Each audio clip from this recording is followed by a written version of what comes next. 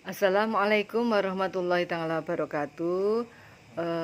Allahumma sholli ala Sayyidina Muhammad wa ala ali Sayyidina Muhammad. Nah, di sini saya ingin berbincang-bincang sama Pak Sudi. Pak Sudi itu adalah dulu mantan lurah nih di Kepek Saptosari Gunung Kidul. Ini juga Pak Harto itu warga Kepek Gunung Kidul dan Mas Ruslan itu santri mukimnya Gus Fuad Pleret. Eh, Waktu Pak Kiai pertama kali dakwah itu, awal-awal dakwah itu sebetulnya sudah menerapkan model seperti Wali Songo itu. Dulu dengar-dengar ya, Pak Kiai mengadakan namanya mujahadah ya, mujahadah atau majelis penyuunan. Pak Sudi ini ya waktu itu pundi tentang majelis penyuunan. Tentang majelis penyuunan yang dirintis Kiai Fuad itu adalah untuk yang pertama kalinya ini dimulai pada tahun 2022. 2002 iya. Jadi tepatnya pada tanggal 21 April 2002 ini untuk putaran yang pertama.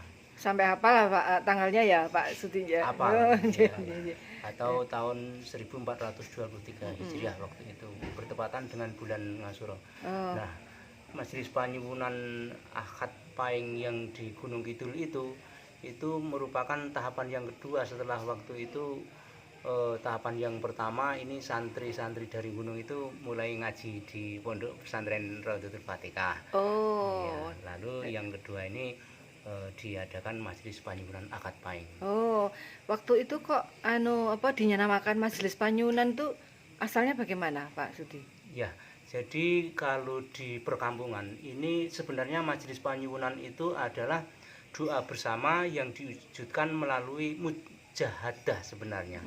Tapi kalau orang kampung itu mujahadah itu masih terlalu asing. Jadi menggunakan nama Majelis Penyuunan Akad Pahing yang namanya ini majelis permintaan atau doa bersama yang dilaksanakan pada hari Akad Pahing gitu. Apakah waktu itu langsung banyak yang datang Mas Ruslan ketika Gus Fuad Pleret mengadakan majelis penyuunan di sana? Itu awal-awal itu nggak begitu banyak yang datang, tapi kebetulan waktu itu kan saya masih nyantri di pondok Raudhatul Fatihah. Terus pengelolanya itu Pak Sudi sama Pak Harto. Pak Harto. Jadi kepala apa tuh? Kepala panitia majelis penyuunan di Gunung Kidul. Itu dulu untuk membuat yang datang itu tertarik, katanya dulu pernah malah pakai apem juga itu untuk majelis itu Pak Sudi. Dulu pakai apem, terus pakai air di padasan karena belum ada air selawat. Iya. Jadi pakai air biar tertarik, jamaahnya tertarik gitu ya. Jadi dihadiri oleh seluruh DIY waktu itu. DIY banyak juga ya, ribuan ya? Iya, jadi kebanyakan didominasi dari warga Wonosari waktu itu, Ponjong Wonosari, terus di lingkungan Kepek Saptosari itu sendiri. Itu waktu itu berarti sudah seperti merintis seperti dakwahnya Wali Songo itu ya, kok pakai apem agar masyarakat tertarik. Gus Fuad itu pakai hidangan apem, kemudian air, doa itu. Kemudian waktu itu Pak Sudi kelihatannya pakai baju daerah ya. Betul. Jadi dulu itu dibebaskan, jadi tidak harus pakaian muslim, tidak harus pakaian putih-putih dan sebagainya, pakaian ala kadarnya. Tapi waktu itu pakai baju baju takwa ya, baju surjan itu.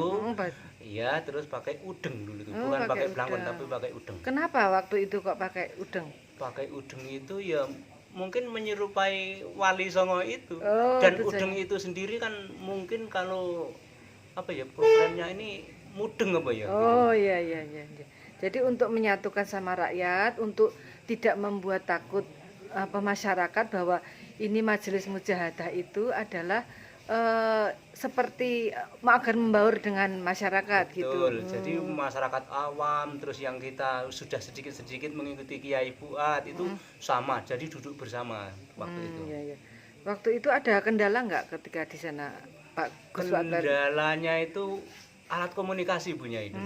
Jadi dulu itu belum ada alat komunikasi. Kita harus publikasi, harus melalui siaran radio GCD. Oh, pakai siaran radio juga. Iya, terus melalui spot di Argo Sosro, terus pasang poster dan sebagainya dulu. Belum ada komunikasi.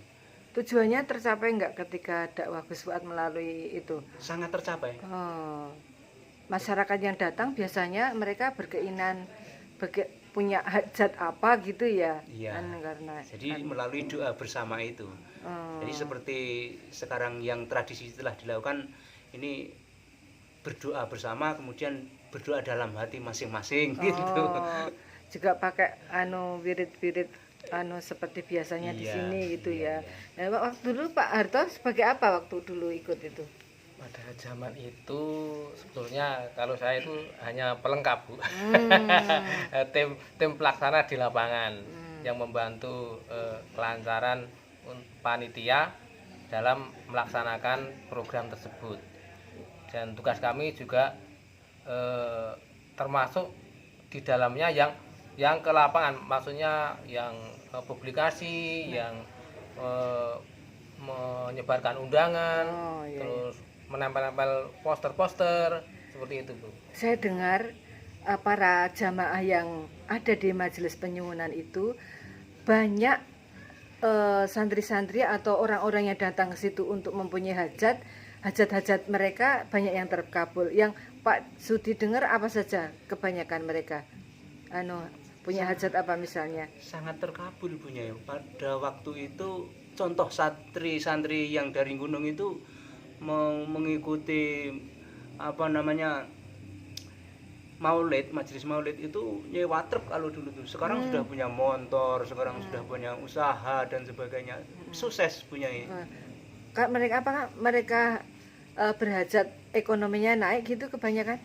Ya mungkin waktu itu tujuannya seperti itu. Oh iya.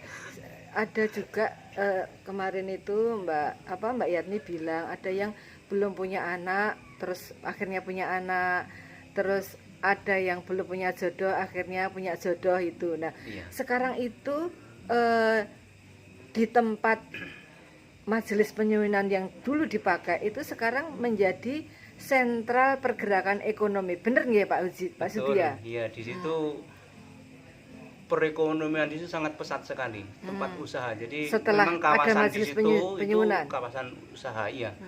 Termasuk saya sendiri punya, Oh. contohnya. Enggak, maksudnya kalau saya itu sudah 11 tahun enggak punya anak toh, dari anak pertama. Oh, dulu juga sempat minta di majelis Iya. penyuwunan. Sampai nomor aktanya pun saya buat 21 April 2023. Oh iya.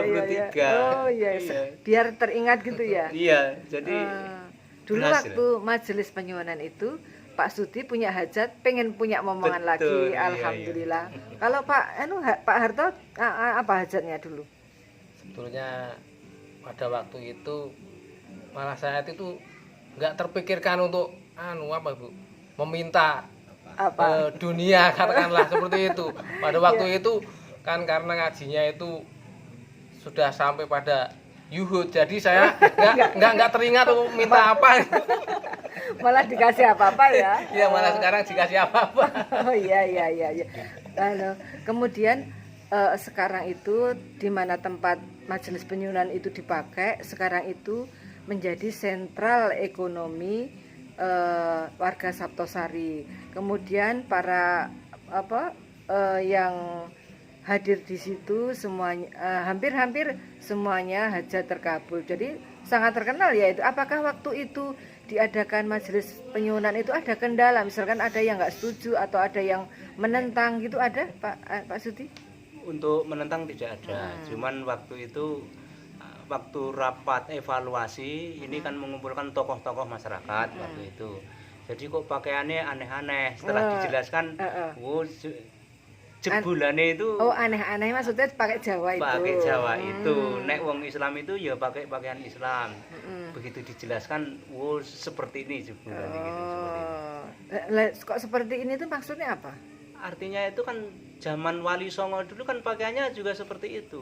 Terus orang kampung itu dulu orang tua itu sehari-hari kan pakai udeng juga. Pakai surjan, baju takwa itu.